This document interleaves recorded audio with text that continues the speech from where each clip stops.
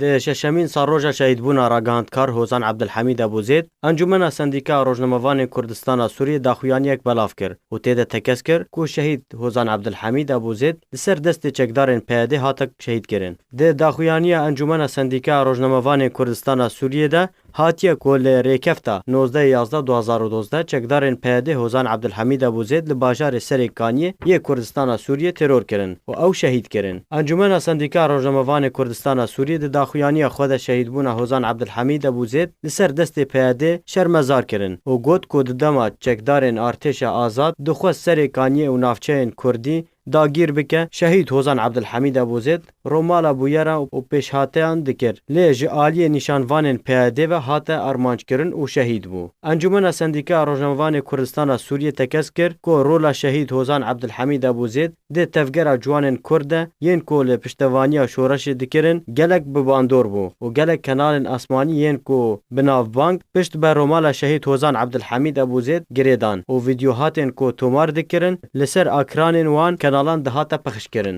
د ششم ساروژا شهیدبونا هوزان عبدالحمید ابوزید انجمن سندیکا روزنامه‌وان کوردستان سوریه تکس کرد که او جی گل کرد را پیمان نو دکن و او بردوام ایش و آزار ملت کرد وکو خوب بگهینن بر دست خلکی تو هیزک نکاره وینوا بشکینه.